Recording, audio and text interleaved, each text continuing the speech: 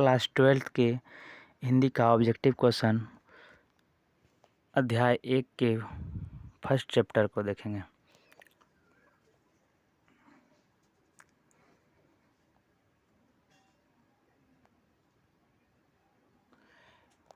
प्रश्न संख्या 1 है, बालकृष्ण भट्ट किस काल के रचनाकार हैं? आदिकाल, भक्तिकाल, रीतिकाल, आधुनिक काल। इसका राइट आंसर हो जाएगा आधुनिक काल। बातचीत शीर्षक निबंध के निबंधकार हैं जयप्रकाश नारायण, मोहन राकेश, नामवर सिंह, बालकृष्ण भट्ट। तो बातचीत शीर्षक निबंध के निबंधकार का नाम है बालकृष्ण भट्ट। नेक्स्ट क्वेश्चन,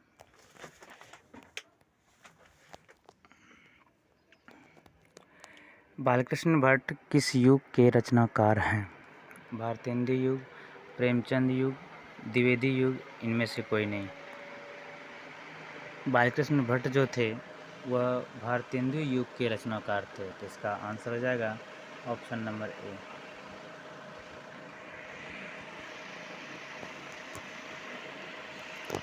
शीर्षक बातचीत किसके द्वारा लिखा गया है? रामधारी सिंह दिनकर, जयप्रकाश नारायण, बालकृष्ण भट्ट या भगत सिंह। इसका राइट आंसर हो जाएगा option number C, Balkrishna Bhatt. बातचीत भाषा की कौन सी विधि है? यानी कि कहानी है या निबंध है या पत्र है या आलोचना है? तो बातचीत जो है यह निबंध है। इसका ऑप्शन नंबर हो जाएगा option number B, right answer हो जाएगा। नेक्स्ट क्वेश्चन, बालकृष्ण भट्ट का जन्म कब हुआ था? 23 जून 1844, 22 जून 1855, 23 जून 1855 या 22 जून 1844। इसका राइट आंसर हो जाएगा 23 जून 1844।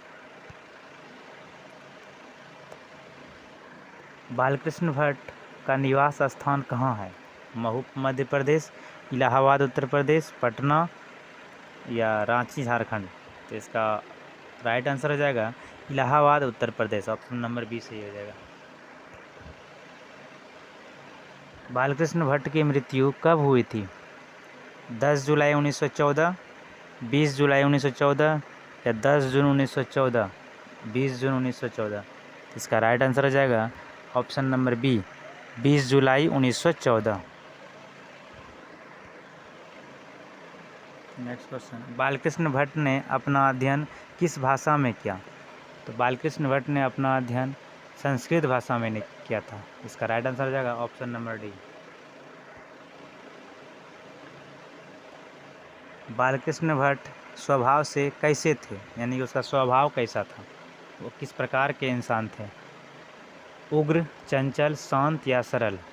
वह जो उसके स्वभाव जो थे वह उसके स्वभाव थे उग्र। Option number A. Next question, Balkrishna Bhatt के प्रेरक व्यक्ति कौन थे?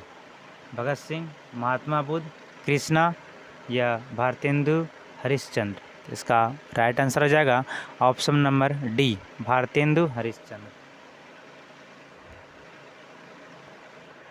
1877 में हिंदी प्रदीप नामक मासिक पत्रिका किस सभा द्वारा संपादित थी? हिंदी वर्धनी सभा या हिंदी शब्दकोश सभा या राज्यसभा या हरिश्चंद्र सभा। इसका ऑप्शन नंबर बी से हो जाएगा हिंदी शब्दकोश सभा। नेक्स्ट क्वेश्चन, हिंदी प्रदीप नामक मासिक पत्रिका किसके द्वारा निकाला गया था?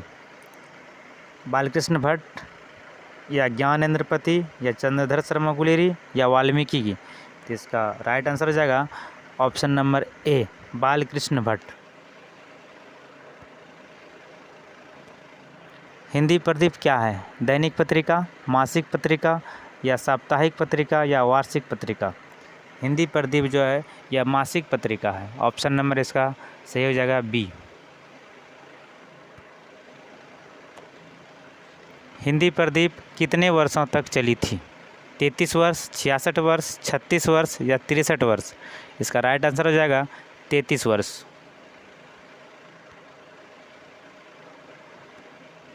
बालकृष्ण भट्ट को हिंदी शब्दकोश के संपादन के लिए किसने और कहाँ आमंत्रित किया? पहला ऑप्शन है शिवा रामदास काशी, राजा चौधरी गुजरात, श्याम सुंदर दास काशी और कृष्ण सुंदर दास गुजरात। जिसका राइट आंसर हो जाएगा Shyam Sundar Das Kashi, option number C. Balkrishna Bhatt Hindi शब्दकोश से अलग क्यों हो गए? वह अलग इसलिए हो गए कि उसके व्यवहार अच्छे नहीं थे। तो इसका राइट आंसर हो जाएगा ऑप्शन नंबर बी, अच्छे व्यवहार ना होने के कारण वह शब्दकोश से अलग हो गया। वीडियो को लाइक और चैनल को सब्सक्राइब जरूर कर दें ताकि और भी नए नए वीडियो आने वाला आपको मिलता रहे। बालकृष्ण भट्ट किस युग के रचनाकार थे? प्रारंभिक युग, मध्य युग, भारतेंदु युग या आधुनिक युग? वह जो थे भारतेंदु युग के रचनाकार थे, option number C. Balkrishna Bhatt dash थे, यानी कहने का मतलब है वह क्या थे? उपन्यासकार या नाटककार या निबंधकार या गद्यकार? उन्होंने जो है उपन्यासकार भी थे, नाटककार भी थे, निबंधकार थे, लेकिन ये तीनों चीज़ जो आता है वह गद्य के अंतर्गत आता है, तो इसलिए इसका राइट आंसर हो जाएगा ऑप्शन नंबर डी, गद्यकार। आचार्य रामचंद्र शुक्ल ने निबंधकार के रूप में बालकृष्ण भट्ट को किस श्रेणी में रखा है?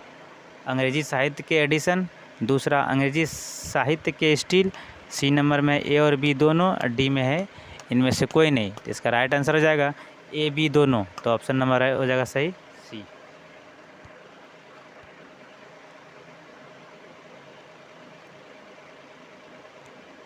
हिंदी प्रदीप में किन विषयों पर निबंध लिखे गए?